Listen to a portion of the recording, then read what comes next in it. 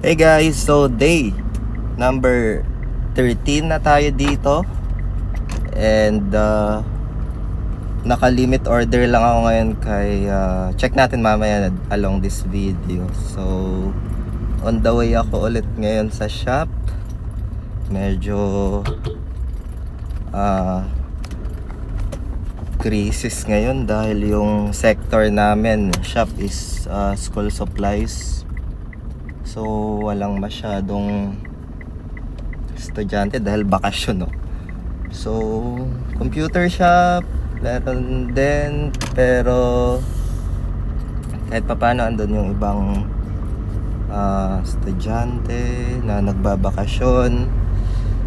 And day number 13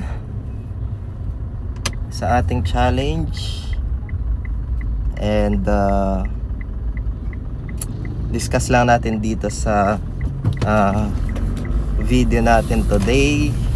But before we start, kung hindi nyo pa na-like itong video na ito, please like this video first. Subscribe nyo yung YouTube channel natin. Turn on the bell icon para ma-notify kayo dito sa mga updates natin na ginagawa sa ating YouTube channel, guys.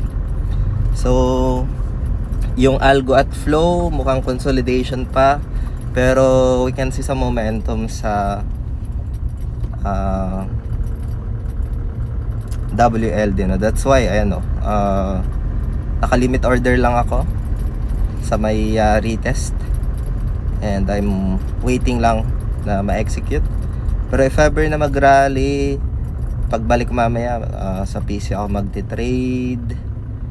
And if ever na hindi niya ma-hit yan tapos magkaroon ng momentum sa upside, baka I'll do sa market order na lang, guys. So again, I'm just documenting our challenge dito.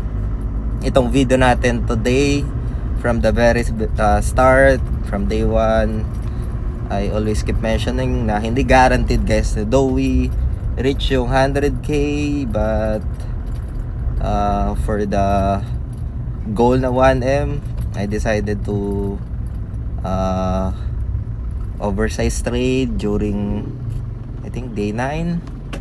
And we got stop out, multiple stop outs, emotional entries. Bali na discuss ko naman yon that day.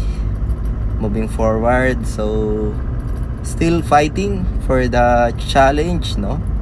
I just want to share realistic scenario dito sa challenge na ito. And limit order lang ako sa positions right now for WLD.